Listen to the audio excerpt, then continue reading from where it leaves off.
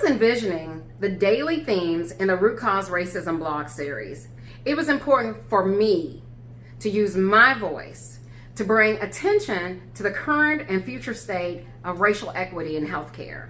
I am not a doctor, but I'm thankful for my Women in Lean healthcare colleagues, Kathleen Sharp and Julie Sauvage-Fournier, who performed extensive research and behind-the-scenes support for today's important topic. Based upon the research that was provided, I've had the following takeaways.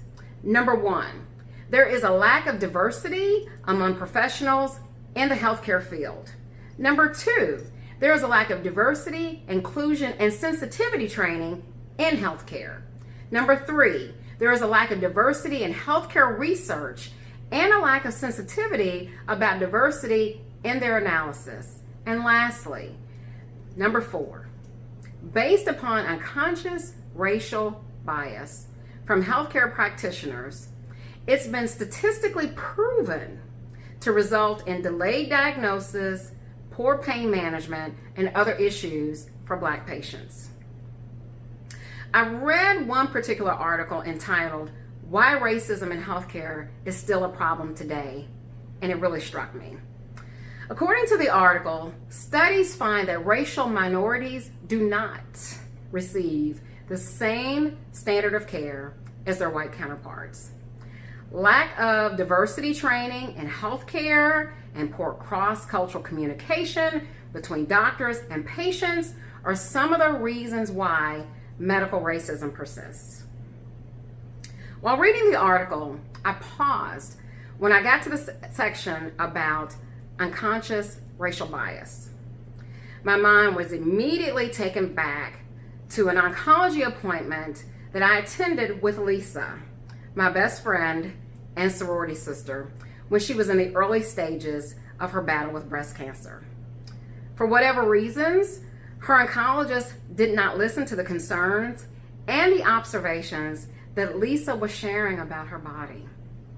Lisa had to frequently repeat herself because her doctor seemed to be preoccupied with something other than Lisa.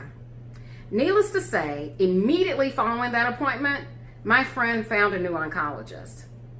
I often wonder how different her treatment and experience would have been if she had a doctor who simply listened.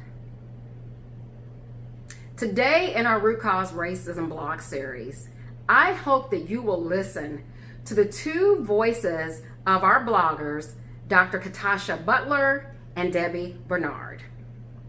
The morning blog post entitled "Representation Matters" was written by Dr. Butler, a licensed doctor of pharmacy with 17 years of leadership experience, and she's a member of Alpha Kappa Alpha Sorority Incorporated.